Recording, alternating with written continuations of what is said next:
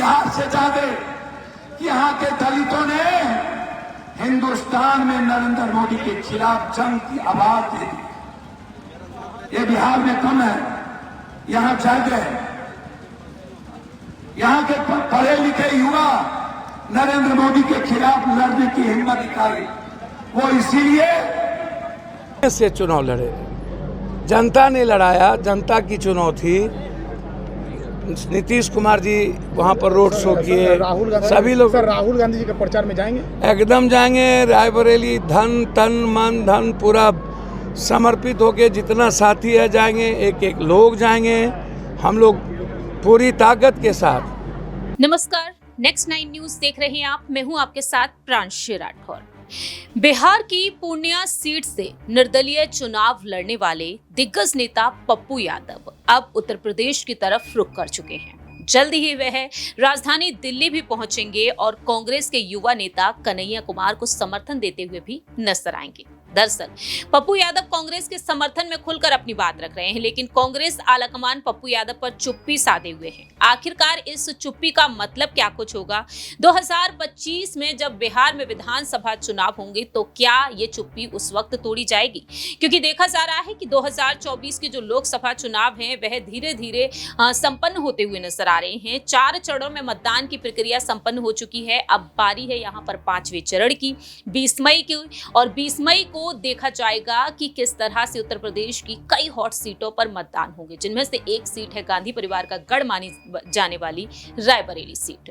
Raebareli seat से कांग्रेस नेता राहुल गांधी मैदान में उतरे हुए हैं। लंबे वक्त तक हमने देखा है कि कांग्रेस यहां से किस तरह से जीत हासिल करती हुई नजर आई है, और इस बीच यहां पर पप्पू यादव का रायबरेली की तरफ रुख करना, प्रियंका गांधी से मुलाकात करना, और इस मुलाकात की तस्वीरें जो सामने आई, जो वीडियो सामने आई, उसे देखने के बाद यहां पर सियासी अटकलें तेज हो गई हैं कि प्रियंका गांधी के साथ पप्पू यादव की मुलाकात क्या कोई चुनावी असर दिखा सकती है? उनके भविष्य पर आखिरकार कोई फैसला लिया जा सकता है या नहीं?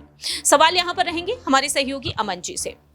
अमन जी, जिस तरह से हम देख रहे हैं कि पप्पू यादव इंडिया गठबंधन के लिए ही एक बड़ी चुनौती बन गई, जिस तरह से हमने देखा कि राजद की तरफ से बीमा भारती को टिकट दिया गया, गठबंधन में पप्पू यादव को टिकट नहीं दिया गया, तो ऐसे में कहीं ना कहीं चुनौती तो मिल ही चुकी है इंडिया गठबंधन में बिहार में। लेकिन प्रियंका गांधी के साथ उनकी मुलाकात हो जाना, राहुल गांधी की चुप्पी, पप्पू यादव का ऐलान कर देना, इन सभी चीजों को देखते हुए क्या कुछ सियासी समीकरण बनते हुए दिखाई दे रहे हैं? जाहिर बात है, क्योंकि आप देखें पप्पू यादव को लेकर जब से कांग्रेसी उनका रुख हुआ है उसके बाद से तमाम सारे सवाल उठे हैं कि क्या वाकई में पप्पू यादव कांग्रेस पार्टी में ही रहने के लिए आए हैं या सिर्फ चुनावी जो सरगर्मी उसको एक तरीके से कांग्रेस पार्टी के लिए बनाने के लिए वो कांग्रेस पार्टी में शामिल हुए हैं। क्योंकि अगर पप्पू यादव को देखा जाए तो अभी तक ऐसा कन्फर्म हुआ नहीं है, ना ही इसको मना किया जा रहा है और ना ही इसको कहा जा रहा है। तो आप समझ सकते हैं कि कांग्रेस पार्टी की स्थिति बहुत स्पष्ट नहीं है इसको लेकर। क्योंकि आप देखते हैं कि जब पूर्णिया सीट जहाँ से पप्पू यादव लगातार चुनाव लड़ने की बात करते हैं, वहां से बीमा भारती जो आरजेडी और इंडिया गठबंधन की प्रत्याशी उनको उतार दिया जाता है, पप्पू यादव अलग थलग पड़ जाते हैं। आप समझ सकते हैं किस तरह से पप्पू यादव को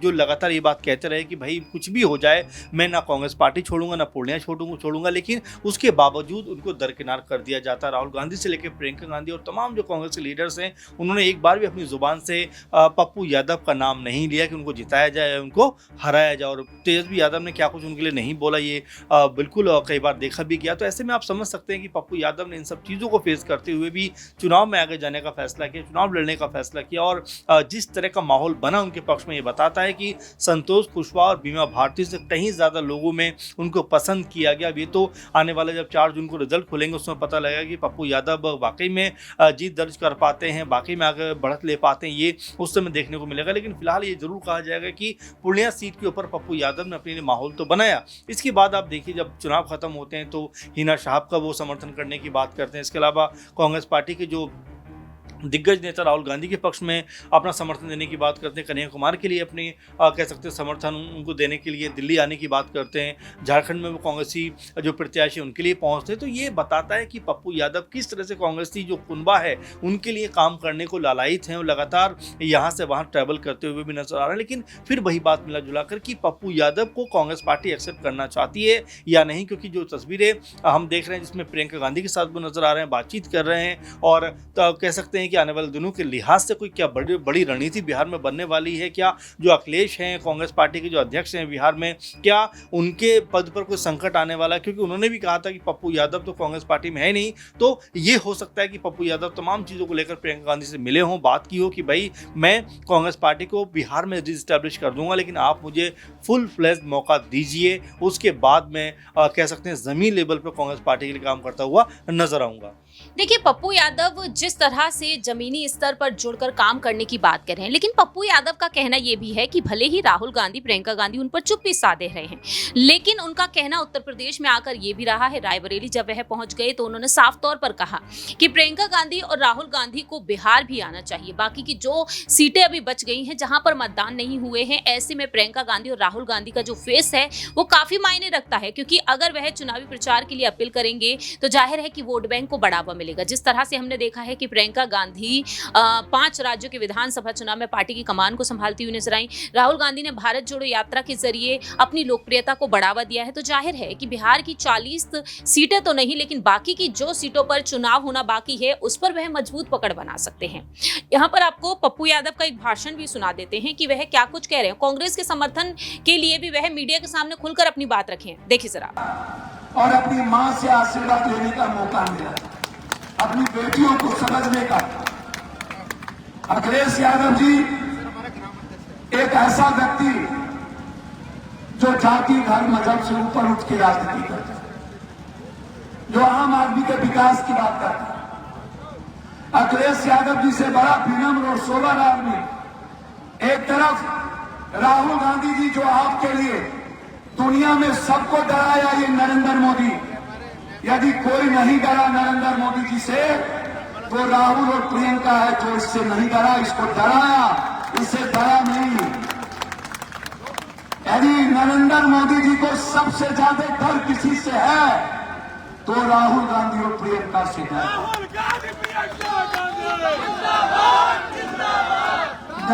क्यों डर है? इसीलिए डर है कि नरेंद्र मोदी के झूठ को और वो जो किसानों के जेब से, युवाओं के जेब को खाली किया है, छोटे व्यापारी के पैसे लूट करके गुजरातियों को भरा है, गुजरात के विकास में नहीं, गुजराती को, और वो भी 2-3 गुजराती को। ये सबसे बड़ी बात है। उत्तर प्रदेश का पैसा उत्तर प्रदेश के विकास में नहीं लगा।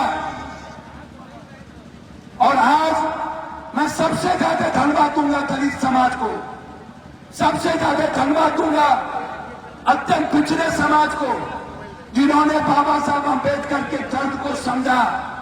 और आज आप लोग, मुझे उत्तर प्रदेश पर गर्व है बिहार से ज्यादा कि यहाँ के दलितों ने हिंदुस्तान में नरेंद्र मोदी के खिलाफ जंग की आवाज दे दी। ये बिहार में कम है, यहाँ ज्यादा है। यहाँ के पढ़े लिखे युवा नरेंद्र मोदी के खिलाफ लड़ने की हिम्मत दिखाई, वो इसीलिए कि राहुल गांधी और प्रियंका जी, अखिलेश जी का जो गठबंधन है, जो सभी जाति को लेकर के चलने की हिम्मत और उत्तर प्रदेश को इस ठग से बचाने की जो जज्बा दिखा है, आज पूरा उत्तर प्रदेश राहुल जी, प्रियंका जी और अखिलेश जी के साथ खड़ा है। मैं इसीलिए आपको धन्यवाद देने आया। मैं अंत में सिर्फ इतना कहना चाहूंगा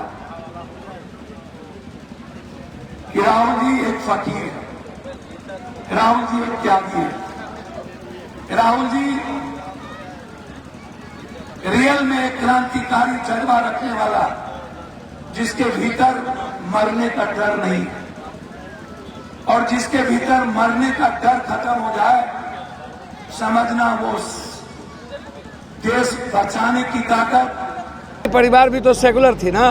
कांग्रेस से बगावत करके पूर्णिया चुनाव लड़े हैं भैया, तो पूर्णिया बगावत कांग्रेस से करके, कांग्रेस ने कहा, कोई कांग्रेसी ने कहा कि हम बगावत किए।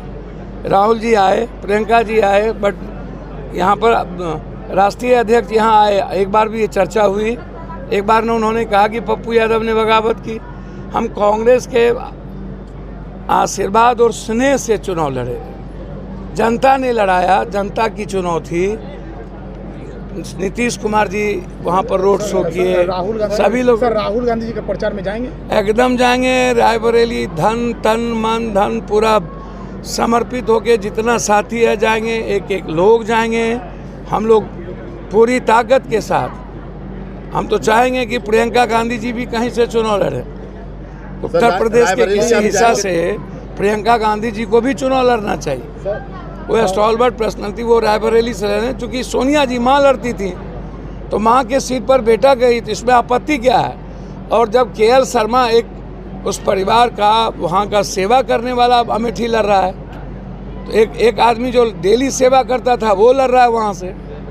आप बेफिक्र रहें। रायबरेली से निमंत्रण मिला है क्या चुनाव प्रचार के लिए? अच्छा, किसी को मरने हरनी में शादी ब्याह में जौड़ी है, चुनाव प्रचार के लिए निमंत्रण मिलेगा पप्पू यादव तभी जाएं।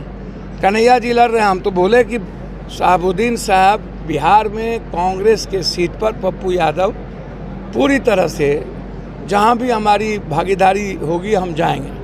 गोड्डा में हम प्रदीप जी के आपने सुना कि किस तरह से पप्पू यादव यहाँ पर राहुल गांधी के लिए अपनी बात रखे हैं, कांग्रेस के लिए अपनी बात रखे हैं। लेकिन सवाल यहाँ पर अमन जी ये बन जाता है कि पप्पू यादव पर अभी चुप्पी नहीं तोड़ी जा रही है।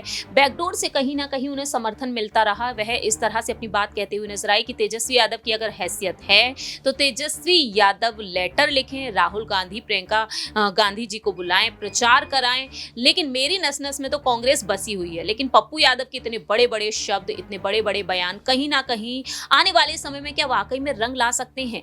क्योंकि जो उनकी पत्नी रंजीव रंजन कहती हैं कि कांग्रेस को, गठबंधन को मजबूती देंगे पप्पू यादव, लेकिन दुख की बात है उन्हें टिकट नहीं मिला। अब 2025 में विधानसभा चुनाव है, क्या विधानसभा चुनाव में इसका सियासी फायदा मिलता हुआ नजर आ सकता है? देखिए, कांग्रेस पार्टी गठबंधन में है बिहार में आरजेडी के साथ में, लेकिन जिस तरह से आरजेडी हावी रही है और 6-7 सीटों पर चुनाव लड़ने का कहने की बात करती हुई नजर आई, कहीं कह सकते कई मीटिंग्स के बाद तय हुआ कि चलिए 9 सीटें हम आपको देंगे, यानी कि कांग्रेस पार्टी को एक तरह के बैकफुट पर रखने का प्रयास आरजेडी ने किया। तो यहाँ पर पप्पू यादव के जरिए कांग्रेस पार्टी खुद को मजबूत करने का प्रयास बिहार में करती हुई नजर आ सकती है। इसी बात को लेकर कहीं ना कहीं जो तेजस्वी यादव, उन्होंने हमले भी किए, तमाम तरह से बातें भी की। उनको पता है कि पप्पू यादव अगर बिहार में सक्रिय होते हैं, पूरी तरह से कांग्रेस पार्टी के साथ मिलकर चलते हैं, तो यहाँ पर कांग्रेस पार्टी ताकतवर होती हुई नजर आएगी। और यही शायद चीज़ को कह सकते हैं तेजस्वी बर्दाश्त नहीं कर पा रहे हैं, या उनको पसंद नहीं है कि उनकी पार्टी के मुकाबले कोई और पार्टी यहाँ पर बड़ी तौर पर एस्टैब्लिश हो, क्योंकि पहले ही वो बीजेपी और जेडीयू के साथ में कह सकते हैं कि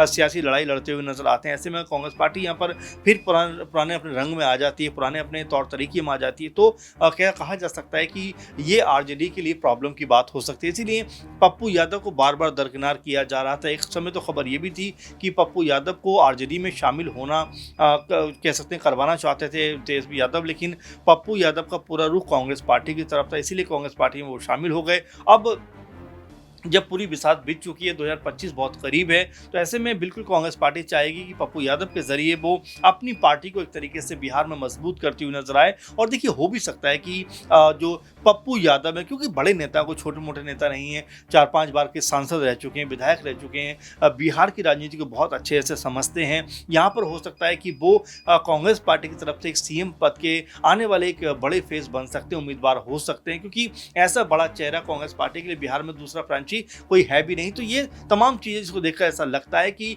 बिहार में कांग्रेस पार्टी भी जरूर चाहेगी पप्पू यादव को मजबूत किया जाए, ताकि उनके जरिए वो खुद को मजबूत अपने आप को करती हुई नजर आए। आखिरी छोटा सा सवाल रहेगा, अगर पप्पू यादव वाकई में यहाँ से उतरते हैं और दूसरी ही तरफ बात ये कर ली जाए एनडीए गठबंधन के बारे में, कहा जा रहा है कि बीजेपी अपनी चुनावी विस्तार बिछाने की तैयारी में है। नीतीश कुमार को कहीं ना कहीं साइडलाइन किया जा सकता है, जेडीयू से नहीं बल्कि बीजेपी की तरफ से CM फेस सम्राट चौधरी कहीं ना कहीं हो सकते हैं। तो ऐसे में यहाँ पर क्या पप्पू यादव एनडीए को चुनौती दे पाएंगे? देखिए, बिल्कुल जाहिर बात है, क्योंकि पप्पू यादव की सियासी जमीन तो मजबूत है, उनको एक बड़े प्लेटफॉर्म की जरूरत है। बड़ा प्लेटफॉर्म अगर कांग्रेस पार्टी का रहता है तो आप ये मानकर चलिए कि यहाँ से कोई बड़ा कह सकते हैं कि उलटफेर बिहार में हो सकता है, क्योंकि पप्पू यादव के सहारे कांग्रेस पार्टी कहीं ना कहीं अपने आप को रीस्टैब्लिश करना चाहती है। और देखिए, 2019 की अगर बात करें तो पूरा महागठबंधन है कि आरजेडी भी हारती है, कांग्रेस पार्टी भी हारती है और तमाम AIM के लोग जो वो भी हारते हैं, लेकिन कांग्रेस पार्टी एकमात्र ऐसी पार्टी रही विपक्ष में जिसके हिस्से में एक सीट आती है किशनगंज की। तो उम्मीदें तो हैं। ऐसे में अगर पप्पू यादव जी तोड़ मेहनत करते हैं, जमीन पे काम करते हैं, तो हो सकता है कांग्रेस पार्टी के लिए यहाँ पर मौका बनता हुआ नजर आ जाए। बिल्कुल, अब यही देखना होगा कि पप्पू यादव के लिए राहुल गांधी, प्रियंका गांधी क्या मिलजुल कर यही सोच विचार करते हैं या नहीं, ये वक्त के साथ साथ ही पता चलेगा। फिलहाल प्रियंका और पप्पू यादव की जो मुलाकात हुई उसे लेकर ये कहा गया है कि रायबरेली, अमेठी के साथ साथ बिहार की सियासत और देश में विकास कैसे किया जाए, इन कुछ उपयोगी मुद्दों पर चर्चा हुई है। फिलहाल हमारे इस खास प्रोग्राम में इतना ही। आपकी इस पर क्या कुछ राय प्रतिक्रिया है, कॉमेंट सेक्शन में बता सकते हैं। तब तक के लिए आप देखते रहिए Next 9 न्यूज।